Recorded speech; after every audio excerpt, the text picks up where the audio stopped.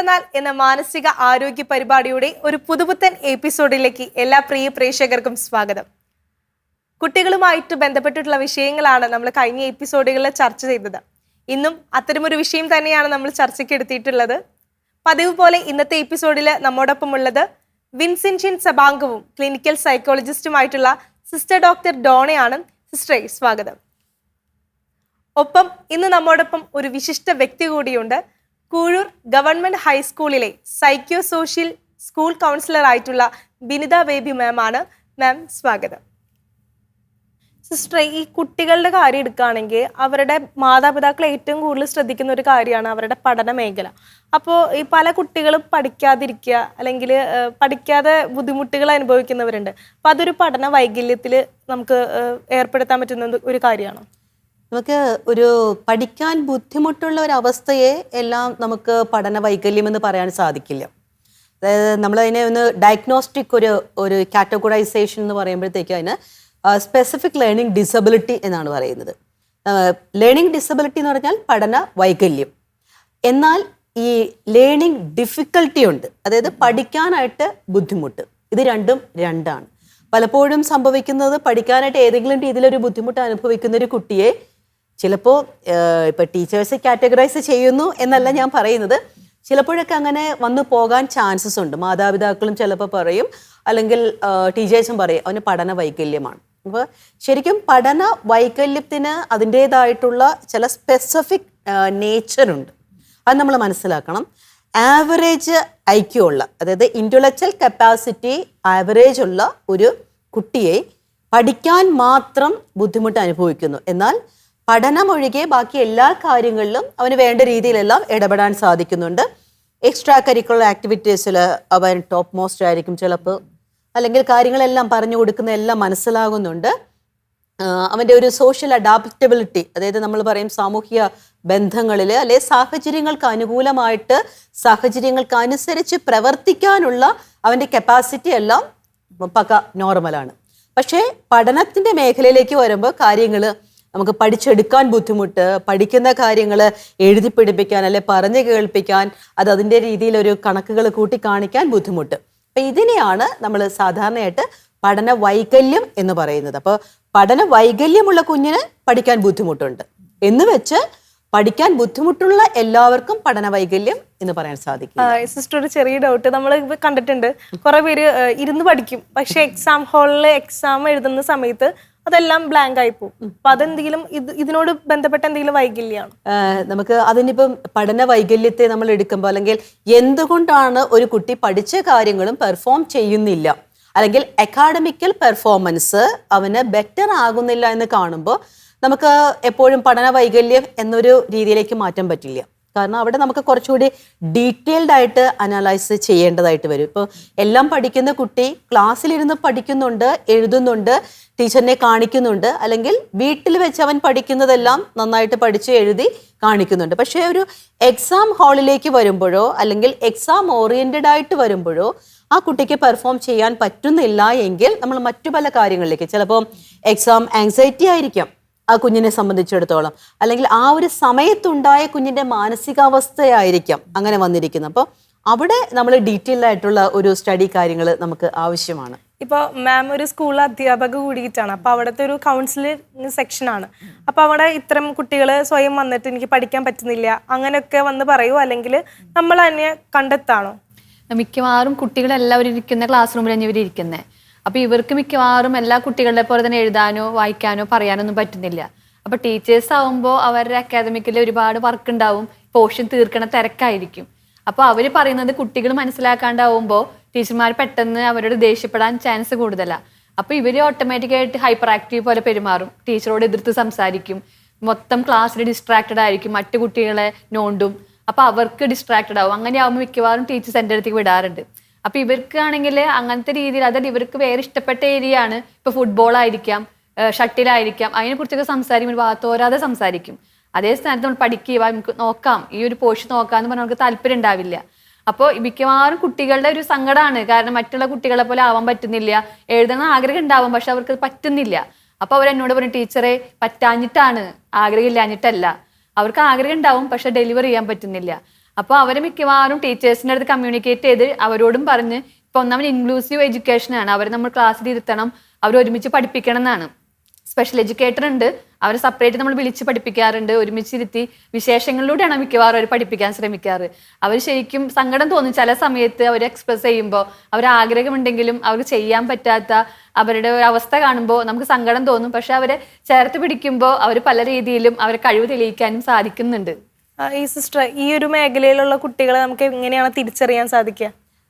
നമുക്ക് സാധാരണ തീരെ കുഞ്ഞിലെ ഈ നമ്മൾ പറയുന്നത് പോലെ ലേണിംഗ് ഡിസബിലിറ്റി ഉള്ള കുട്ടികൾക്ക് അവരെ കാണുമ്പോൾ ഏതെങ്കിലും ഫീച്ചർ മാറിയിരിക്കുന്നു അല്ലെങ്കിൽ അപ്പിയറൻസ് അതൊന്നുമില്ല, നോർമൽ ചൈൽഡാണ്. പക്ഷേ അവർക്ക് പഠനത്തിൽ നമ്മളത് ഓർക്കണം, ഇത് ഒരു ന്യൂറോ ഡെവലപ്മെന്റൽ പ്രോബ്ലം ആണ്. അതായത് input processing and output problem ആണ്.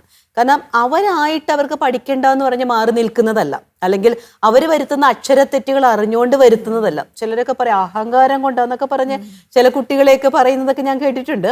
ശരിക്കും അവർ അഹങ്കാരം കൊണ്ടല്ല, അവർക്കത് മനസ്സിലാകുന്നില്ല.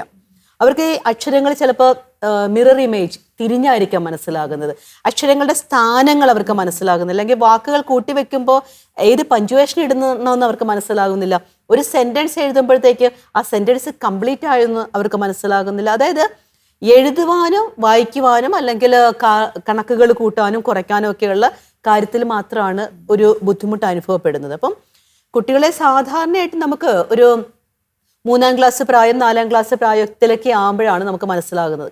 ഇതിൻ്റെ ഒരു ഡയഗ്നോസ്റ്റിക് ക്രൈറ്റീരിയയിൽ തന്നെ പറയുന്നത് ഒരു 2 ക്ലാസ്സിന്, ഇപ്പോൾ ഒരു 4-ാം ക്ലാസ്സിൽ പഠിക്കുന്ന ഒരു കുട്ടിക്ക് 1-ാം ക്ലാസ്സിൻ്റെ പോലും എഴുതാനോ വായിക്കാനോ ഉള്ള അല്ലെങ്കിൽ കാര്യങ്ങൾ സെൻറ്റൻസുകൾ മനസ്സിലാക്കാനോ ഉള്ള സാധ്യത ഇല്ലാതെ വരുമ്പോഴാണ് നമ്മൾ ലേണിംഗ് ഡിസബിലിറ്റി ആണോ എന്ന് സസ്പെക്ട് ചെയ്യേണ്ടത്. അല്ലാതെ നമ്മൾ പ്ലേ ക്ലാസ്സിൽ കൊണ്ട് ഇരുത്തിയേച്ചു അവനോട് എ എഴുതാൻ പറഞ്ഞു, കൊച്ച് എ എഴുതിയില്ല, അതുകൊണ്ട് ലേണിംഗ് ഡിഫിക്കൽട്ടിയാണ് അല്ലെ ലേണിംഗ് ഡിസബിലിറ്റി ആണ് എന്ന് പറഞ്ഞ് നമുക്ക് മാറ്റി നിർത്താനായിട്ട് സാധിക്കില്ല. ഇപ്പം നമ്മുടെ ഒരു കൊളോക്കിയൽ ലാംഗ്വേജിൽ നമ്മൾ പറയും അവൻ എന്തോ പഠന വൈകല്യമാണെന്നൊക്കെ പറയും. പക്ഷെ അതൊരു ഡയഗ്നോസിസിലേക്ക്, ശരിയായ ഒരു രോഗനിർണയത്തിലേക്ക് അത് എത്തില്ല. അപ്പോൾ എങ്ങനെയാണ് ഒരു പ്രൊഫഷണൽസിന്റെ അടുത്തേക്ക് അവരെ പ്രിഫർ ചെയ്യുക? ഓക്കെ, കൂടുതലും സ്കൂളുകളിൽ നിന്നാണ് നമ്മുടെ അടുത്തേക്ക് റെഫറൻസ് വരാറുള്ളത്. എനിക്ക് തോന്നുന്നു ഒരു കേസ് ഡയറി പറയുമ്പോൾ കുറച്ചുകൂടി വ്യക്തമാകും തോന്നുന്നു. ഒരു 11 വയസ്സോളം പ്രായമുള്ള ഒരു പെൺകുട്ടി, കുട്ടി 5-ാം ക്ലാസ്സിലാണ് പഠിക്കുന്നത്. ഇപ്പോൾ കുട്ടിയെ സംബന്ധിച്ചിടത്തോളം സ്കൂളിൽ പോകാൻ ഭയങ്കര മടിയാണ്. ആദ്യകാലങ്ങളിൽ, അതായത് നേഴ്സറി ക്ലാസ്സുകളിലൊക്കെ പഠിച്ചിരുന്നപ്പോൾ കുട്ടിക്ക് ഭയങ്കര ഇഷ്ടമായിരുന്നു. അവിടെ ചെല്ലുന്നു, കൂട്ടുകാരൊത്ത് കളിക്കുന്നു, വരയ്ക്കുന്നു, പാടുന്നു, ഡാൻസ് കളിക്കുന്നു, അങ്ങനെ എല്ലാ കാര്യങ്ങളും ചെയ്യും. 1-ാം ക്ലാസ്സിലേക്കൊക്കെ ആയപ്പോഴത്തേക്കും ഈ എഴുത്തുകൾ കാര്യങ്ങൾ വന്നു. അതായത് അക്ഷരങ്ങൾ ആൽഫബറ്റ് എഴുതേണ്ടതായിട്ട് വന്നു. എഴുതാനായിട്ട് തുടങ്ങുമ്പം ആദ്യമേ തന്നെ ഇവർ മനസ്സിലാക്കിയത് ഇങ്ങനെ കൊച്ചിന് പേന നന്നായിട്ട് പിടിക്കാനുള്ളൊരു ഗ്രിപ്പില്ല. പേന പിടിച്ചു വരുമ്പോഴത്തേക്ക് ഒന്നില്ലെങ്കിൽ 5 വിരലും എടുക്കേണ്ടി വരും ഒരു പേന പിടിക്കാൻ വേണ്ടിയിട്ട്. അപ്പോൾ അതിനെ കൊച്ചിനെ തല്ലി അത് ചെയ്ത് ഇത് ചെയ്ത് വഴക്കിട്ട് ഒരു തരത്തിൽ പേന പിടിപ്പിക്കാനായിട്ട് പഠിപ്പിച്ചു. അതിനുശേഷം കുട്ടിക്ക് സ്കൂളിലേക്ക് പോകാനായിട്ട് ഭയങ്കര മടി. സ്കൂളിൽ പോകുന്നതിന് മുമ്പ് എന്തെങ്കിലുമൊക്കെ ആയിട്ടുള്ള ശാരീരിക കംപ്ലൈൻറ്റുകൾ വരും. ഒന്നില്ലെങ്കിൽ വയറുവേദന വരും, അല്ലെങ്കിൽ തലവേദന വരും, അല്ലെങ്കിൽ കുഴഞ്ഞു വീഴും. പിന്നെ വലത് കൈക്ക് ഭയങ്കര ഒരു ബലക്കുറവ് പോലെ. എൻ്റെ അടുത്തേക്ക് വരുമ്പോൾ ആ ഒരു രീതിയിലായിരുന്നു. കാരണം പീഡിയാട്രിഷ്യൻ്റെ അടുത്തേക്ക് കൊച്ചിനെ കൊണ്ടുപോകുന്നത് കൊച്ചിൻ്റെ വലത് കൈക്ക് എന്തോ ബലക്ഷയം പോലെ തോന്നുന്നുണ്ട്, എന്താണെന്ന് അറിയത്തില്ല. അപ്പോൾ അവർ പേടിച്ചുപോയി, ഇനി മറ്റു എന്തെങ്കിലും പ്രശ്നങ്ങളാണോ എന്ന്. അപ്പോൾ ചോദിച്ചു വന്നപ്പോഴത്തേക്കുമാണ് സ്കൂളിൽ അതുപോലെ പുസ്തകങ്ങൾ കണ്ടു കഴിയുമ്പോഴത്തേക്ക് തന്നെ കൊച്ചിന് ഭയങ്കര ഒരു വിഷമം പോലെയാണ്. കൊച്ചു ഉള്ളുവലിയാനായിട്ട് തുടങ്ങുക. കൂട്ടുകാരുടെ പേരൊക്കെ ചോദിച്ചു കഴിഞ്ഞാലും നന്നായിട്ട് പഠിക്കുന്നവരുടെ പേരൊന്നും പറയത്തില്ല. അപ്പോൾ പഠിക്കാൻ ഇച്ചിരി ബുദ്ധിമുട്ടുള്ള പിള്ളേരുടെ പേരൊക്കെ പറയത്തുള്ളൂ. പിന്നെ ഈ സ്കൂളിൽ നിന്ന് വന്ന് കഴിയുമ്പോൾ കൊച്ചിന് വല്ലാത്തൊരു ആശ്വാസം ലഭിച്ച പോലെയാണ്. രാവിലെ ആകുമ്പോഴത്തേക്ക് പ്രശ്നം. അപ്പോൾ ഒത്തിരി ശാരീരിക കംപ്ലൈൻറ്റുകളായിരുന്നു കൂടുതലുണ്ടായത്. അതുകൊണ്ട് തന്നെ പീഡിയാട്രീഷ്യനെ കാണിച്ചു. പീഡിയാട്രീഷ്യൻ നോക്കുമ്പോഴത്തേക്ക് ശാരീരികമായിട്ടുള്ള കംപ്ലൈൻ്റ് ഒന്നുമില്ല. അങ്ങനെയാണ് നമ്മുടെ അടുത്തേക്ക് വിടുന്നത്. അപ്പോൾ നമ്മൾ വന്ന ഉടനെ തന്നെ ഈ കുട്ടികളെ നമുക്ക് റാപ്പോ ബിൽഡപ്പ് ചെയ്യാൻ പറ്റില്ല. കാരണം കുട്ടികൾ ഒന്നാമത് ടീച്ചേഴ്സിനെ പേടിച്ചിട്ടാണ് വരുന്നത്. അപ്പോൾ അവരുടെ വിചാരം ഇവിടെ എന്നെ കൊണ്ടാക്കിയേക്കണം, അവിടുത്തെ സ്കൂളിൽ പഠിക്കാൻ പറ്റാത്തത് കൊണ്ട് അതിനേക്കാൾ വലിയ ടീച്ചറിനെ കൊണ്ട് പഠിപ്പിക്കാൻ പോവുകയാണ്, ഇപ്പോൾ ഡോക്ടറെ കൊണ്ട് പഠിപ്പിക്കാൻ പോവുകയാണ്. അപ്പോൾ കൊച്ചിൻ്റെ വിചാരം എന്നെ തല്ലി ഇന്ന് കൊല്ലും എന്നുള്ള രീതിയിലാണ്. അപ്പോൾ പക്ഷേ നമ്മളപ്പോൾ ഒരു 2-3 സെഷൻസ് തന്നെ എടുത്ത് കുഞ്ഞുമായിട്ട് നമ്മൾ ഇൻറ്ററാക്ട് ചെയ്തതിന് ശേഷമാണ് കുഞ്ഞിൻ്റെ IQ അസസ്മെന്റ് നമ്മൾ ആദ്യമേ ചെയ്യുന്നത്. കാരണം ഇന്റലക്ച്വൽ കപ്പാസിറ്റി എങ്ങനെയുണ്ടെന്ന് നോക്കണം. നമുക്കറിയാം ഇന്റലക്ച്വൽ കപ്പാസിറ്റി കുറഞ്ഞാലും പഠനത്തിൽ ബുദ്ധിമുട്ടുണ്ടാവും. അപ്പൊ നോർമൽ ആയിട്ടുള്ള, അതായത് ആവറേജ് ആയിട്ടുള്ള IQ, നമുക്ക് 90 to 110 ആണ് അതിൻ്റെ ആവറേജ് ഒരു റേഞ്ച് എന്ന് പറയുന്നത്. അപ്പോൾ ഒരു ആവറേജ് റേഞ്ചിൽ നമുക്ക് കുട്ടിക്ക് IQ അസസ് ചെയ്യുമ്പോൾ IQ ഉണ്ട്, അതുപോലെ തന്നെ സോഷ്യൽ ഇൻറ്ററാക്ഷനും ഉണ്ട്. അതോടൊപ്പം തന്നെ കുഞ്ഞിൻ്റെ കാഴ്ചശക്തിക്ക് പ്രശ്നമില്ല, കേൾവി ശക്തിക്ക് പ്രശ്നമില്ല, മോട്ടോ ഡെക്സിലിറ്റിക്ക്, അതായത് എഴുതണമെങ്കിൽ നമുക്കറിയാം നമുക്ക് ഈ ഒരു പെൻസിൽ പിടിക്കാനുള്ള ഒരു പെൻസിൽ ഗ്രിപ്പൊക്കെ നമുക്ക് വേണം.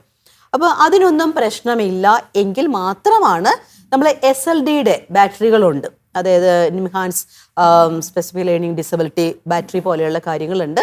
അവിടെയാണ് നമ്മൾ കുട്ടികളുടെ എഴുത്ത്, വായന, അതിൻ്റെ നിലവാരം നോക്കുന്നത്.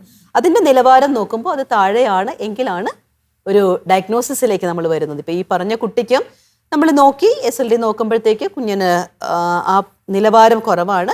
അങ്ങനെ നമ്മൾ ഒരു ലേണിംഗ് ഡിസബിലിറ്റി എന്നുള്ള രീതിയിൽ കുട്ടിയെ ഡയഗ്നോസ് ചെയ്തു. അതിനുശേഷം അതിനുള്ള ചികിത്സാ കാര്യങ്ങൾ, അതിൻ്റെ ഒരു ഓൾട്ടർനേറ്റീവ് മെത്തേഡ്സ് ഓഫ് ലേണിംഗ് നമ്മൾ കൊടുക്കുകയാണ് ചെയ്യുന്നത്. ഗുഡ്നസ് TV പ്രേക്ഷകർക്ക് ഒരു സന്തോഷ വാർത്ത. ഗുഡ്നസ് ടെലിവിഷൻ ഇനി മുതൽ സാറ്റലൈറ്റിൽ മാത്രമല്ല OTT പ്ലാറ്റ്ഫോമിലും ലഭ്യമാണ്. ഇനി മുതൽ OTT പ്ലാറ്റ്ഫോമായ ഗൂഗിൾ TVയിൽ ഗുഡ്നസ് ടെലിവിഷൻ ലഭ്യമാകുന്നു.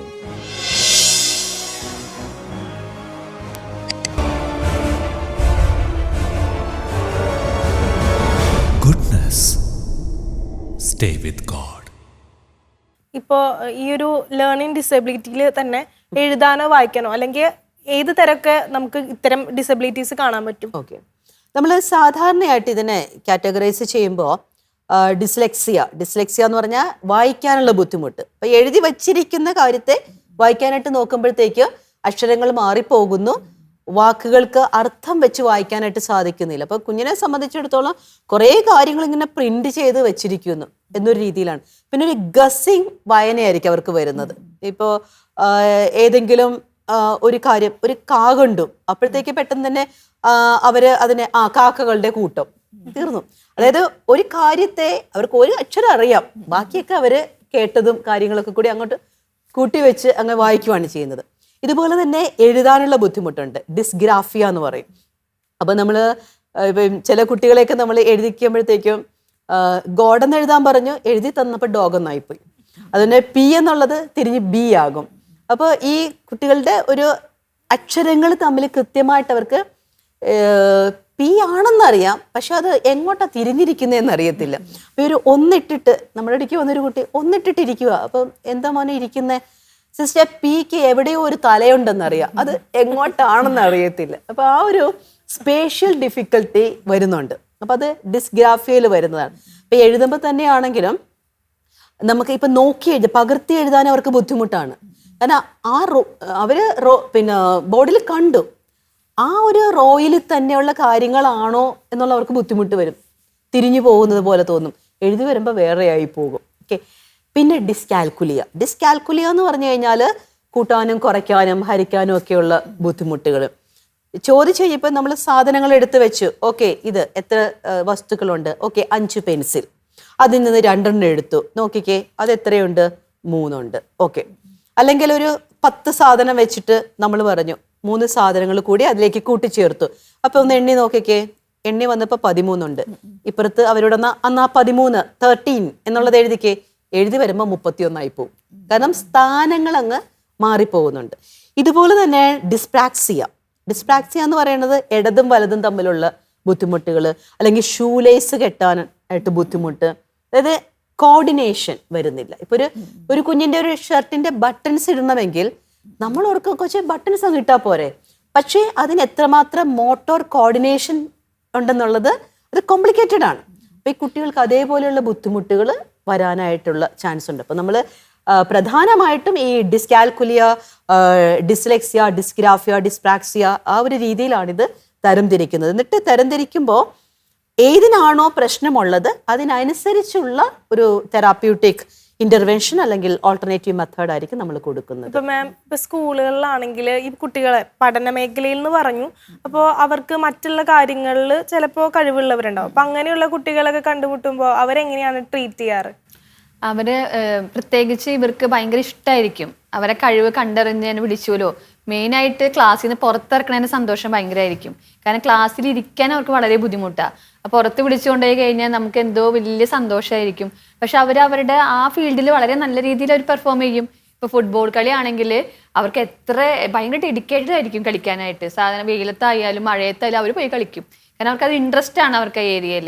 അങ്ങനെയുള്ളവരെ മിക്കവാറും നമ്മൾ നന്നായി മോട്ടിവേറ്റ് ചെയ്ത് കഴിഞ്ഞാൽ അവർക്കറിയാം ഞങ്ങൾ എന്തെങ്കിലുമൊക്കെ ആയിത്തീരും, അങ്ങനെ ആയിത്തീരണം എന്നുള്ള ആഗ്രഹം അവർക്ക് വരാറുണ്ട്. പിന്നെ അതിന് ഫുള്ളായിട്ട് അവർ ഡെഡിക്കേറ്റഡ് ആണ്, സമർപ്പിച്ചുകൊണ്ട് അവർ എന്തും അതിനു വേണ്ടി ചെയ്യാൻ തയ്യാറാണ് ആ കുട്ടികൾ. മറ്റുള്ളവരാണെങ്കിൽ അവർ കുറച്ച് മടുക്കും, വേണ്ട ബോറടിച്ചു തിരിച്ചു പോരാ. പക്ഷെ ഇവർക്കത് പഠിപ്പ് തോന്നില്ല. അതൊരു പ്രത്യേകതയാണ്. പഠനത്തിന് മടുപ്പ് തോന്നിയെങ്കിലും എക്സ്ട്രാ കരിക്കുലർ ആയിട്ടുള്ള ആക്ടിവിറ്റിയിൽ അവർക്കൊരിക്കലും മടുപ്പ് തോന്നാറില്ല. പിന്നെ മിക്കവാറും പാരൻസിനാണെങ്കിൽ തോന്നുന്നു സിസ്റ്ററെ, മിക്കവാറും പാരൻസിൻ്റെ അടുത്ത് നമ്മൾ ചെല്ലുമ്പോൾ അവരിത് മനസ്സിലാക്കുന്നില്ല പഠന വൈകല്യം. അവരുടെ മക്കളായിട്ട് കമ്പാരിസൺ ചെയ്യും. മൂത്ത ആളിങ്ങനെ അല്ലായിരുന്നു, ഇവന്റെ വാശിയാണ്, പിടിവാശിയാണ്, ഇവനൊരു കുഴപ്പമില്ല, കാരണം എൻ്റെ മോനും മൂത്ത ആൾക്കൊരു കുഴപ്പമില്ലല്ലോ. അതങ്ങനെ പറയുന്ന കേൾക്കുമ്പോൾ തന്നെ താഴെയുള്ള ആൾക്ക് വളരെയധികം വിഷമം വരും. പിന്നെ അത് എക്സ്പ്രസ് ചെയ്യുന്ന രീതി വ്യത്യാസമാകുമ്പോഴാണ് നമ്മളോട് ഒന്ന് പറയുന്നത്. പിന്നെ അവര് പറയുന്നത് ഞങ്ങളുടെ ഫാമിലിയിൽ ആർക്കും ഒരു കുഴപ്പമില്ലാത്തവരാണ്. അപ്പൊ ഡൗട്ട് എനിക്ക് തോന്നുന്നത് ജനറ്റിക് ആയിട്ടാണ് ഇങ്ങനെ വൈകല്യങ്ങൾ വരാനാണ് പാരന്റ്സ് ഒരുപാട് ചിന്തിക്കണേന്ന് തോന്നുന്നു. ഇതിനകത്ത് നമുക്ക് ഇപ്പൊ ലേണിംഗ് ഡിസബിലിറ്റിയിൽ ഒരു ജനറ്റിക് മോഡും ഉണ്ട്, അതിൻ്റെ അകത്ത് ഇല്ല എന്ന് പറയാനായിട്ട് സാധിക്കില്ല. പിന്നെ കൂടുതലും ന്യൂറോളജിക്കൽ ആയിട്ടുള്ള കാര്യങ്ങളാണ്. പിന്നെ നമുക്ക് എൻവയോൺമെന്റൽ കാര്യങ്ങൾ, അതായത് കുഞ്ഞിന് വേണ്ട സമയത്ത് വേണ്ടതുപോലെ പഠിപ്പിച്ചെടുക്കാനായിട്ട് നമ്മൾ എപ്പോഴും ഓർക്കണം, പഠനം തുടങ്ങുന്നത് 10ാം ക്ലാസ്സിൽ വെച്ചല്ല. അതായത് ഏറ്റവും ബേസിക് ലെവലിൽ വെച്ച് തന്നെ ഈ കുഞ്ഞുങ്ങളെ അക്ഷരങ്ങൾ കാണാനും അറിയാനും എഴുതാനും പ്രൊനൗൺസ് ചെയ്യാനും, അതാണ് ആ ഒരു ഉച്ചാരണം ഇവർക്ക് കിട്ടണം. ഈ ഉച്ചാരണം ഇപ്പൊ ആ എന്ന് കുഞ്ഞ് ഉച്ചരിക്കുമ്പോൾ ആ എന്ന് എഴുതുന്ന ആ ഒരു അവസ്ഥ കുഞ്ഞിനെ മനസ്സിലാക്കി എടുക്കാനായിട്ട് സാധിക്കണം. അത് ഏത് രീതിയിലാണ് അതിൻ്റെ ഒരു മൂവ്മെന്റ് പോകുന്നതെന്ന് മനസ്സിലാക്കണം.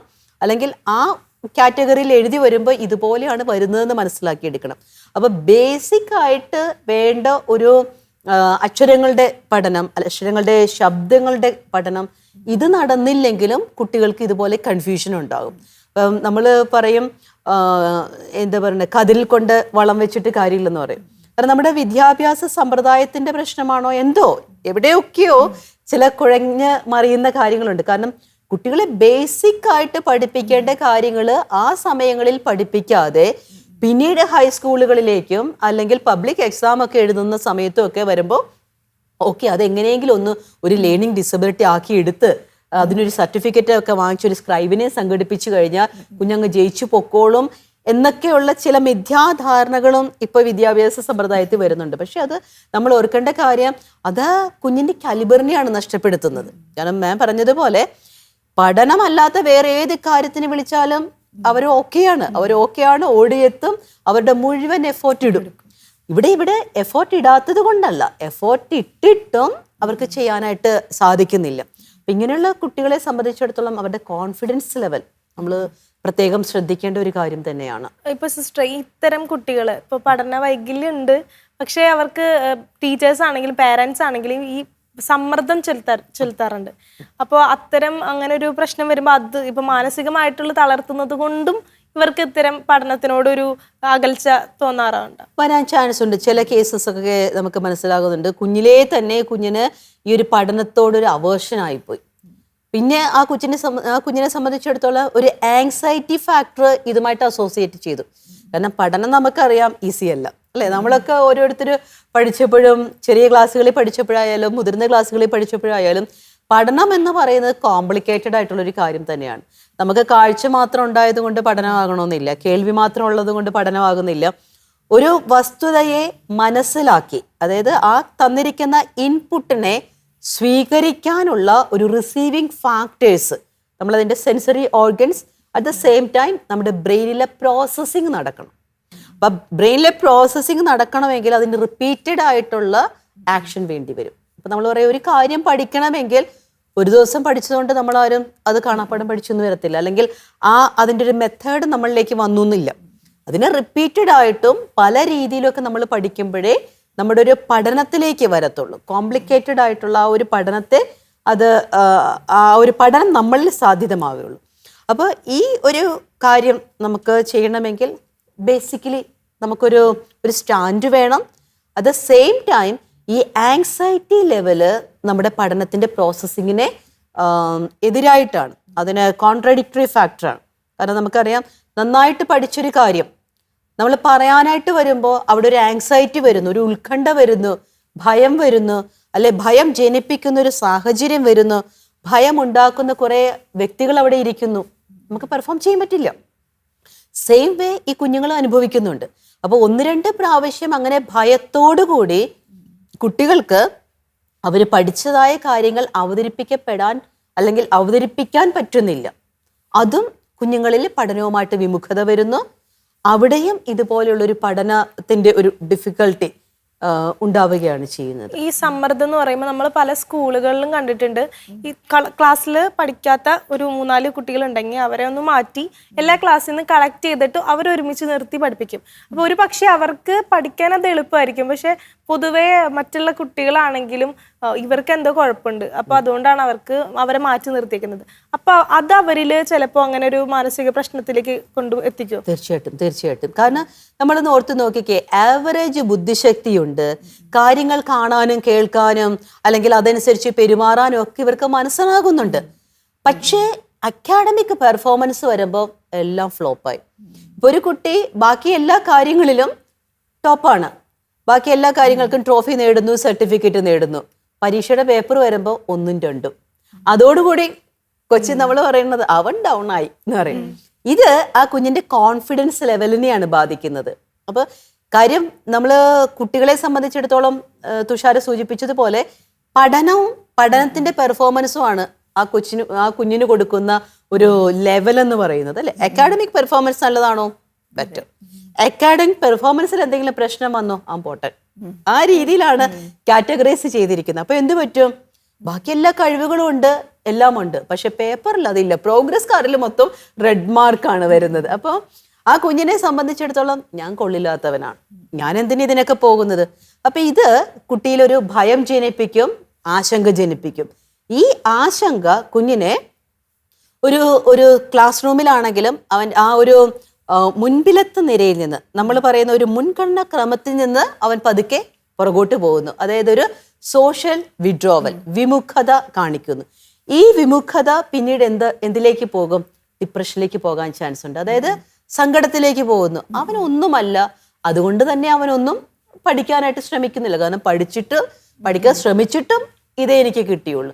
അപ്പോൾ നമ്മൾ ലേണിംഗ് ഡിസബിലിറ്റി എന്നൊക്കെ പറഞ്ഞ് ഒരു ടേം കൊടുത്തു, അല്ലെങ്കിൽ കുട്ടികൾ അവനത് ലേണിംഗ് ഡിസബിലിറ്റി എന്ന് പറയും. പക്ഷേ അവിടെ സൈക്കോളജിക്കലായിട്ട് നമ്മൾ നോക്കുമ്പോൾ ആ കുഞ്ഞ് എത്രമാത്രം മാനസിക സമ്മർദ്ദം അനുഭവിക്കുന്നുണ്ടെന്ന് അറിയാമോ?